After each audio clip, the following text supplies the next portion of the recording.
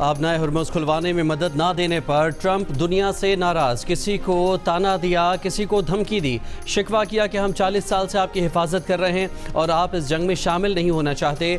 कुछ ममालिक आबनाए हुर्मुज़ में मदद के लिए पुरजोश नहीं, उनमें वो ममालिक भी शामिल हैं जिनकी हमने कई बरसों तक मदद की है। हमने उन्हें खौफनाक बैरूनी ख़तरात से बचाया है और वो इतने पुरजोश नहीं। लेकिन ट्रंप अब भी पुरुमीद प्रेस कॉन्फ्रेंस में दोबारा चीन, जापान, जनूबी कोरिया और दीगर मुल्कों के नाम लेकर मदद मांग ली। साथ ये भी कहा कि अमेरिका ने ईरानी रिजीम का खात्मा कर दिया है। आबनाए हुर्मुज़ में बारूदी सुरंगें बिछाने वाली कश्तियाँ डुबो दी हैं। ईरान का बहरी और फ़िज़ाई दिफा मुकम्मल तौर पर ख़त्म हो चुका है। जिन मुल्कों का तेल आबनाए हुर्मुज़ से जाता है वो अब आगे आएँ। इससे पहले ट्रंप ने नेटो इत्तेहादियों को धमकी दी कि आबनाए हुर्मुज़ पर पुलिसिंग में ताउन ना किया तो नेटो का मुस्तकबिल बुरा होगा। चीन मदद को ना आया तो चीनी सदर से मुलाकात ताख़ीर का शिकार हो सकती है।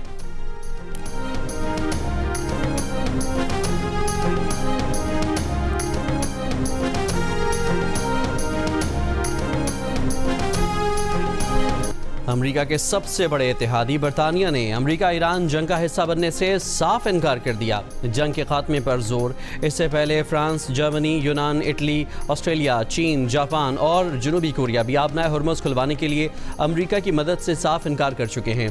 बरतानवी वज़ीर आज़म सर केयर स्टारमर ने प्रेस कॉन्फ्रेंस करते हुए कहा कि ईरान के खिलाफ जंग का हिस्सा नहीं बनेंगे। आबनाए हुर्मुज़ नेटो का मिशन नहीं बनेगी। आबनाए हुर्मुज़ पर हम अभी किसी हतमी फैसले पर नहीं पहुँचे। जब लड़ाई रुक जाएगी तो हमें ईरान के साथ मुआहदे के लिए बातचीत की ज़रूरत होगी। आबनाए हुर्मुज़ का खुलना आसान काम नहीं है। समंदरी आमदोरफ्त की बहाली के लिए इत्तेहादियों के साथ मिलकर काम कर रहे हैं। जितनी जल्दी जंग ख़त्म होगी उतनी ही जल्दी लोगों की रोज़मर्रा की ज़िंदगी आसान होगी। पहली तरजीह मौजूदा हालात में लोगों के लिए आसानियाँ पैदा करना है। जंग का खात्मा महंगाई में कमी का तेज़ तरीन रास्ता है। मशरिक़ वस्ता की जंग फौरी बंद होनी चाहिए। हम इस जंग को पुतिन के लिए कामयाबी में तब्दील करने की इजाज़त नहीं दे सकते। जल्द यूक्रेन के सदर से मिलूंगा।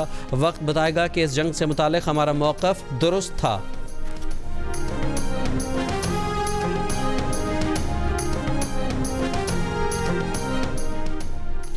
बरतानिया के बाद जर्मनी, यूनान और इटली का भी आबनाए हुर्मुज़ खुलवाने में सदर ट्रंप की मदद से इनकार। तर्जुमान जर्मन चांसलर ने कहा कि नेटो इलाकाई दिफा का इत्तेहादी है। ईरान पर अमरीकी इसराइली हमलों से शुरू की गई मशरिक़ वस्ता जंग का नेटो से कोई ताल्लुक़ नहीं। जर्मन वज़ीर दिफा ने कहा कि यह हमारी जंग नहीं है, ना ही हमने ये जंग शुरू की है। इटली के वज़ीर दिफा ने कहा कि वो आबनाए हुर्मुज़ पर किसी नेवल मिशन का हिस्सा नहीं बनेंगे। वो समझते हैं सिफारतकारी ही मसले का हल है।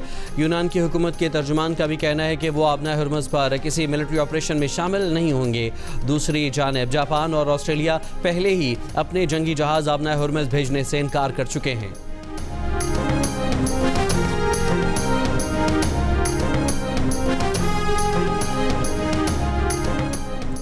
अगर ईरानी बहरिया तबाह कर दी है तो ट्रंप हिम्मत करें, खलीज में अमरीकी नेवी भेजें। ईरानी पासदारान इनकलाब का चैलेंज। ईरानी मसल्ह अफवाज के मुश्तरका कमान का कहना है कि बहरा अहमर में अमरीकी तैयारा बरदार बहरी बेड़े के मददगार भी हदफ तस्वुर होंगे।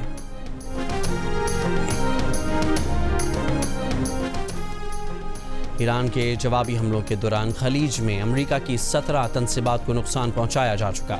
मुतादिद तनसीबात को एक से ज़्यादा बार निशाना बनाया गया।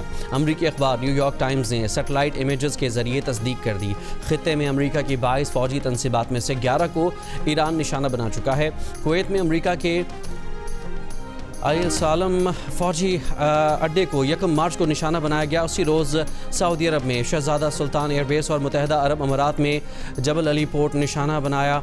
1 मार्च को ही इराक़ में एरबिल एयरपोर्ट और बहरीन में अमरीकी बहरिया के 5वें बहरी बेड़े का हेड ऑफिस ईरानी हमले का निशाना बना। 2 मार्च को कुवैत के शोबिया पोर्ट पर हमला हुआ। 3 मार्च को मुत्तहिदा अरब अमारात में एयरबेस निशाने पर आया। 4 मार्च को उर्दन में मौफ़क़ साल्ती में अमरीकी रडार सिस्टम तबाह किया गया। 4 मार्च को कुवैत में कैंप आरिफ जान और 5 मार्च को कुवैत ही में कैंप बोहरिंग पर हमले हुए। 9 मार्च को ईरान ने कतर में अल उदैद के अमरीकी फ़ौजी अड्डे को निशाना बनाया।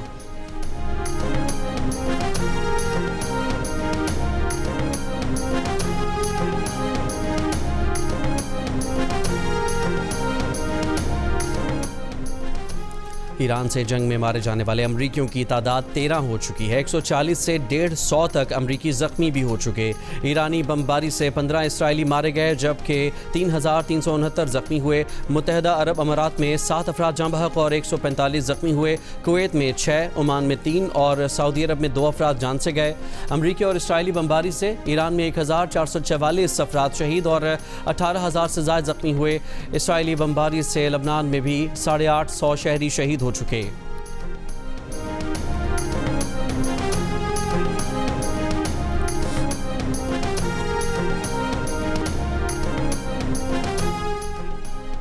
अमरीका और इसराइल के ईरान में तेहरान, हमदान और इस्फहान समेत मुतअद्दिद शहरों में हमले। सूबे मरकज़ी पर हमले में 5 अफराद शहीद और 7 जख्मी। तेहरान में ज़ोरदार धमाके। खुमैन में बॉयज़ स्कूल निशाना बनाया गया। इसराइली आर्मी के शिराज और तब्रेज़ पर भी बैक वक्त हमले। अमरीकी लड़ाका तैयारों ने चाबहार के करीब पहाड़ पर फौजी तनसीबात को निशाना बनाया। ईरान में शदीद बमबारी से 30 लाख अफराद बेघर हो चुके। ईरानी सूबे खुज़स्तान में बमबारी से 850 से ज़ायद इमारतों को नुकसान पहुँचा। ईरान के इसराइल पर सजील मिसाइलों से नए हमले। इसराइल के इलाके शारून में ज़ोरदार धमाके। वस्ती इसराइल और मकबूजा बैतुल मक़दस में भी धमाके सुने गए। इसराइली मीडिया की बैत शमीश में मिसाइल के टुकड़े गिरने की तस्दीक। कई मकामात पर आग भड़क उठी। इमारतें और गाड़ियाँ तबाह। कई हमलों में 100 से ज़ायद इसराइली ज़ख्मी हो गए। इसराइली मीडिया ने तल अवीव में अमरीकी कौंसल जनरल के घर पर ईरानी हमले से हुए नुकसान की तस्वीर जारी कर दी। शुमाली इसराइल में मिसाइल हमलों से तबाही पर अमरीका के इसराइली एम्बेसी के सोशल मीडिया अकाउंट से भी वीडियो जारी।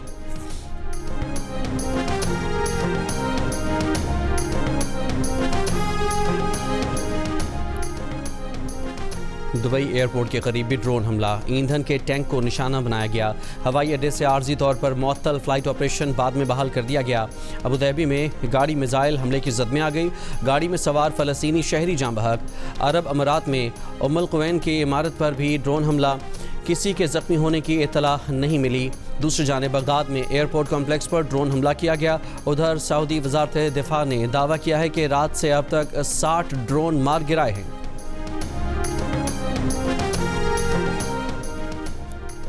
खाम तेल की कीमतों में इजाफा जारी। ब्रेंट ऑयल $106 फी बैरल से ऊपर चला गया। तेल कंपनियों ने भी खबरदार कर दिया कि आबना हरमज़ की बंदिश से तवानाई बहरान शदीद हो सकता है। गैर यकीनी सूरत हाल में एशियाई स्टॉक एक्सचेंजेस में मिला जुला रद्द-ए-अमल देखने में आया। Pakistan stock exchange 100 index 4,687 points गिरा। 1,49,178 पॉइंट्स पर बंद हुआ।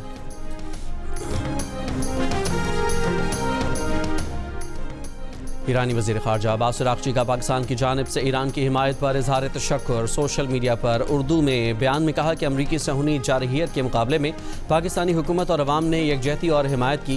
पाकिस्तान की हुकूमत और अवाम का तहे दिल से शुक्रिया अदा करता हूँ। ईरान जारहियत के ख़िलाफ़ साबित कदमी और इस्तकामत के साथ खड़ा है। ईरानी वज़ीर ख़ारजा ने इससे कबल ईरान की जानिब से मुज़ाकरात के लिए राब्ते के सदर ट्रंप के दावे को मुस्तरद कर दिया। ईरानी वज़ीर ख़ारजा का कहना है कि अमरीका और इसराइल की बमबारी से ईरान में 200 से ज़ायद बच्चे और सैकड़ों शहरी शहीद हुए।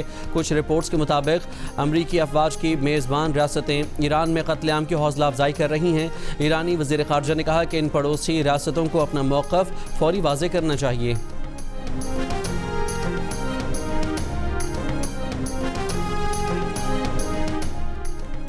वज़ीर आज़म शहबाज शरीफ का कहना है कि मुल्क में पेट्रोलियम मसनूआत की मुनासिब मिक़दार मौजूद है।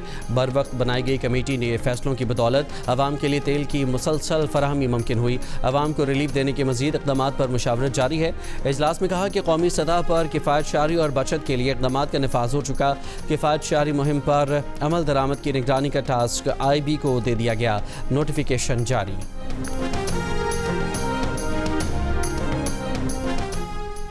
चेयरमैन पीपल्स पार्टी बिलावल भुट्टो जरदारी से सिंध के सीनियर वज़ीर शर्जील मेमन की मुलाकात। शर्जील मेमन ने महकमा ट्रांसपोर्ट की कारकर्दगी और इलेक्ट्रिक बसों के नए रूट से मुताल्लिक़ आगाह किया। बिलावल भुट्टो से शाज़िया मरी की भी मुलाकात। कौमी असम्बली से मुताल्लिक़ अमूर, कानून साजी में पार्टी के किरदार पर बातचीत। लेने के लिए गई थी, वहाँ ये छत गिरी है, ऊपर पोत उठी है, पता नहीं चला ऐसे छत नीचे आ गई, फिर हमें चोटें लग गई। हम खड़े थे जब एकदम छत नीचे गिरी है। आप छत के ऊपर थी? जी ऊपर थी मैं। वो डिवाइस वाला कहाँ गया फिर? वो भाग गया। रहीम यार खान के चक नंबर 125 में इमदादी रकम की वसूली के लिए जमा खवातीन पर दुकान की छत गिर गई। 8 खवातीन जाम बहक, 65 जख्मी। ज़िले इंतजामिया के मुताबिक एजेंट ने अपना दफ्तर दुकान की छत पर बना रखा था। लोगों ने शिकायत की कि 2000 रुपये की कटौती के लिए एजेंट खवातीन को छत पर ले गया था। बालाई मंजिल पर खवातीन की बड़ी तादाद जमा होने से छत गिरी। वाक़े पर सदर जरदारी का इजहार अफसोस, हुकाम को वाक़े की रिपोर्ट पेश करने की हिदायत।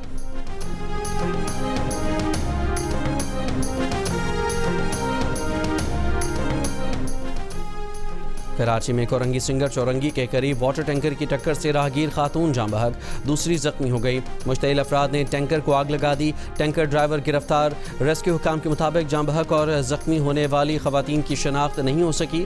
कराची में जनवरी से अब तक टैंकर, ट्रेलर और बड़ी गाड़ियों की टक्कर से जाँ बहक अफराद की तादाद 75 हो चुकी है। अफगानिस्तान की बिला इश्तियाल कार्रवाई के खिलाफ पाक फौज का ऑपरेशन गज़ब लिल हक जारी। सिक्योरिटी ज़राए के मुताबिक पाक फौज ने मौसर कार्रवाई में अफगान तालिबान और फितनल खवारिज की कई पोस्टें तबाह कर दी। मुतअद्दिद खवारिज मारे गए, बाकी फरार। ऑपरेशन गज़ब लिल हक अपने अहदाफ के हुसूल तक जारी रहेगा।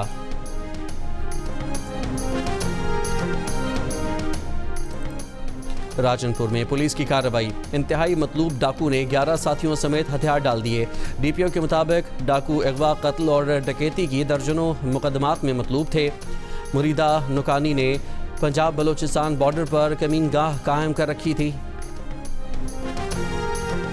मीरपुर खास तालीमी बोर्ड में करप्शन का मामला। हज़ारों की तादाद में अफगान शहरियों को जाली मैट्रिक सर्टिफिकेट जारी करने का इंकशाफ हुआ है। ASP कुर्रतुलैन का कहना है कि अफगान शहरियों ने जाली सर्टिफिकेट की बुनियाद पर डोमिसाइल और शनाख्ती कार्ड बनवाए। गिरफ्तार मुलजिम ने भी एतराफ़ कर लिया। बताया कि नंबर बढ़ाने के लिए 50,000 से 1 लाख, फेल को पास करने के लिए 50,000, जबकि जाली मैट्रिक सर्टिफिकेट के लिए 5 लाख लिए जाते थे। कंट्रोलर बोर्ड इस मामले का मरकजी किरदार है। 2 सरकारी और 2 निजी स्कूल भी इस मामले में मुलविस थे।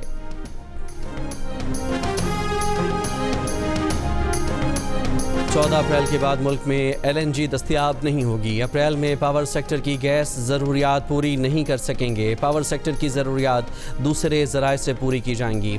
वज़ारत पेट्रोलियम के हुकाम की सेनेट की कायम कमेटी बराए पेट्रोलियम के इजलास में ब्रीफिंग।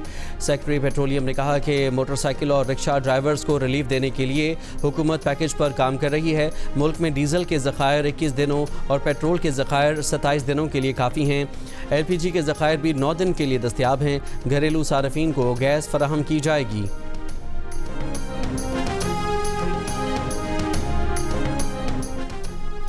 वज़ीर ख़जाना की ज़ेर सदारत पेट्रोलियम की निगरानी से मुताल्लिक़ कायम काबीना कमेटी का इजलास। मुल्क में पेट्रोलियम मसनूआत के ज़खायर की सूरत हाल का तफसीली जायज़ा लिया गया। ब्रीफिंग में बताया गया कि ईंधन की दस्तयाबी के हवाले से मुल्क की पोजीशन तसल्ली बख्श है। मार्च की पेट्रोलियम ज़रूरियात मुकम्मल तौर पर महफूज कर ली गई हैं। सप्लाई इंतजामात की बुनियाद पर अप्रैल के वस्त तक ईंधन की दस्तयाबी यकीनी है। अप्रैल के आखिर तक दस्तयाबी यकीनी बनाने की कोशिशें भी जारी हैं। अप्रैल के लिए भी फराहमी यकीनी बनाने की मनसूबाबंदी की जा चुकी है। आलमी मंडी से सप्लाई की मजीद ज़राए तलाश किए जा रहे हैं। वफाकी वज़ीर ख़जाना ने कहा कि घबराहट में ख़रीदारी या फिर गैर ज़रूरी ज़ख़ीरा अंदोज़ी की कोई ज़रूरत नहीं।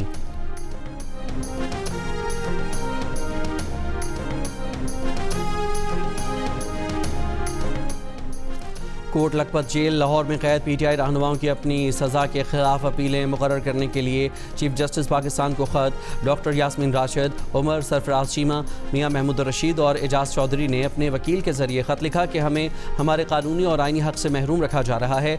ATC ने जुलाई 2025 में सज़ाएँ सुनाई थीं।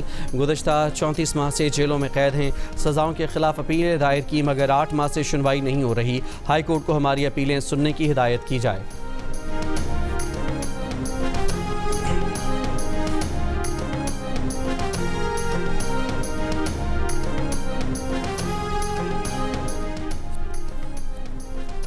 वज़ीर आला सिंध मुराद अली शाह का कहना है कि सिविल अस्पताल कराची को 100 अरब रुपए की लागत से जदीद तरीन अस्पताल बनाएंगे। मास्टर प्लान के तहत सिविल अस्पताल कराची का रकबा दुगना किया जाएगा।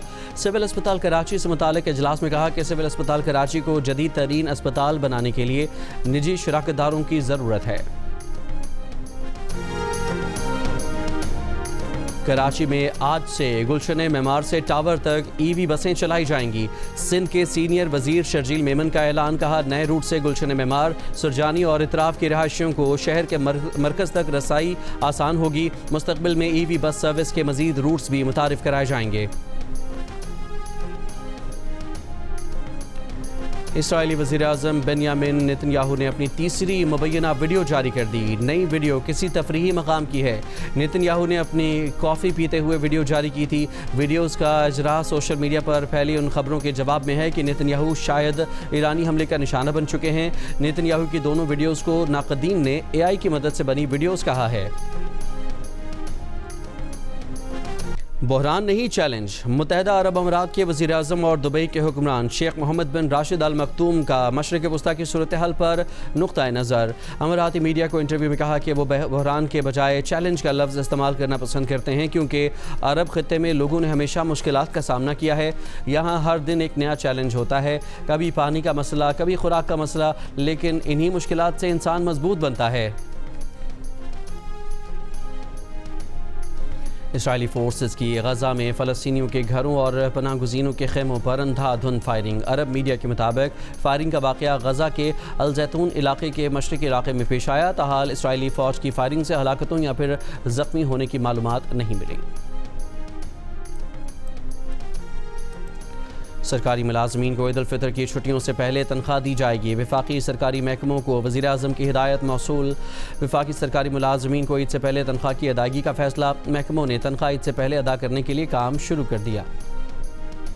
हम थोड़े लेट हो गए, हमने कपड़े ख़रीद लिए थे लेकिन दर्जी को नहीं दिए थे। हमारे पास कपड़े बहुत ज़्यादा हैं और वक्त कम है, इसलिए हम शेरियों को वापस भेज रहे हैं। मैं ईद की ख़रीदारी के लिए आया हूँ और मैंने ये डिज़ाइन पसंद किया है और मैंने अपने लिए कपड़े लिए तो उसके लिए मैं मैचिंग वास्कट देख रहा था तो यहाँ पर मुझे मिल गया और ये बहुत अच्छा डिज़ाइन मुझे पसंद है। सवैयाँ लेने आए, ये हम अपने दोस्तों को, बहनों को गिफ्ट के तौर पर सवैयाँ लेने आए यहाँ से। जब तक सेवैयाँ नहीं होगी, जब तक दफ्तर खान का मज़ा नहीं आएगा। ये एक महीने के लिए समझ लो काम डबल हो जाता है और मज़दूरों का भी समझ लो ईद की खुशियाँ बढ़ जाती है।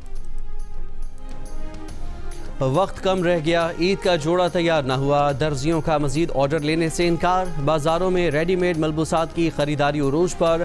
खैरपुर में सिंधी चप्पल और मियांवाली में रिवायती खेड़ी की मांग में इजाफा।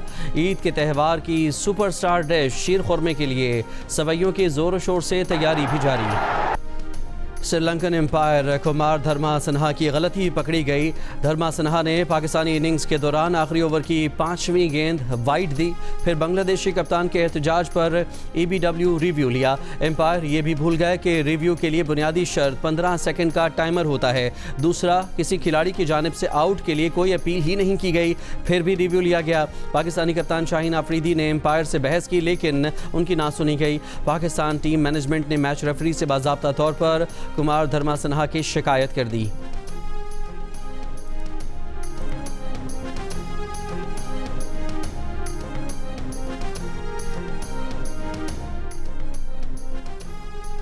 T20 वर्ल्ड कप में नाक़िस कारकर्दगी और बांग्लादेश के हाथों सीरीज़ में 2-1 की शिकस्त के बाद पाकिस्तान क्रिकेट टीम के साबिक कप्तान शाहिद अफरीदी सिलेक्शन कमेटी पर बरस पड़े। सोशल मीडिया पर वीडियो पैगाम में उन्होंने कहा कि सिलेक्शन कमेटी में शामिल अफराद ने इतनी क्रिकेट खेली हुई है लेकिन इन्हें ये नहीं मालूम कि किस खिलाड़ी को किस फॉर्मेट का कप्तान होना चाहिए।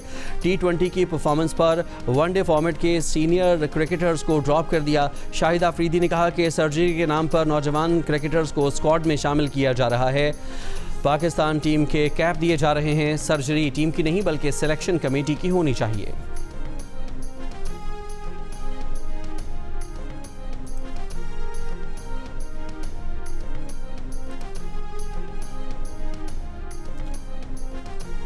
पेशावर में जारी नेशनल T20 कप में एबटाबाद रीजन ने लाहौर ब्लूज़ को 8 विकेट से शिकस्त देकर सेमीफाइनल के लिए क्वालिफाई कर लिया। मैच में लाहौर ब्लूज़ की टीम पहले बैटिंग करते हुए 15वें ओवर में 86 रन बनाकर आउट हो गई। एबटाबाद रीजन ने हदफ 9वें ओवर में हासिल कर लिया। कामरान गुलाम ने 46 रन की इनिंग्स खेली। इवेंट के मैचेस जियो सुपर से बराह रास्त नशर किए जा रहे हैं।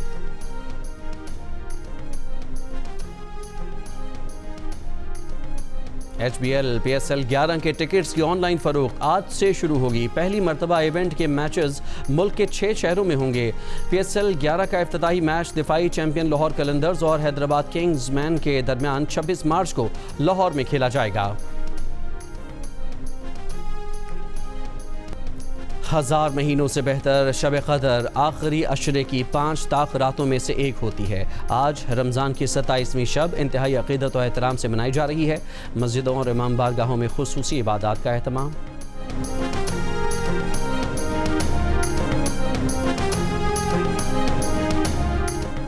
कराची में खेला गया Ramzan hockey tournament Sindh police के नाम 30 बरस बाद इवेंट का टाइटल जीतने में कामयाब हुई। सनसनीखेज फाइनल में हनीफ 11 को पेनल्टी शूट आउट पर हराया। डीआईजी ट्रैफिक पीर मोहम्मद शाह का टीम की कामयाबी पर नक़ल नाम का ऐलान। एक्शन और थ्रिल से भरपूर film one battle after another ने 98वें एकेडमी अवार्ड 2026 का मेला लूट लिया। बेहतरीन फिल्म और हिदायतकारी समेत 6 कैटेगरीज में अवार्ड जीतकर मैदान मार लिया।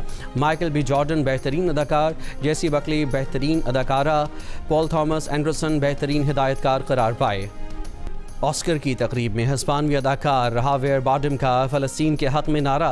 अमरीकी सदर ट्रंप और इसराइली वज़ीर-ए-आज़म पर तनकीद। कहा, हम 23 साल बाद एक गैर कानूनी जंग में हैं जो ट्रंप और नेतन्याहू ने एक और झूठ की बुनियाद पर हुकूमत को गिराने के लिए शुरू की। ऑस्कर की तकरीब में कई फ़नकारों ने आर्टिस्ट फॉर सीज़ फायर का बैज पहनकर गज़ा में जंगबंदी की हिमायत की।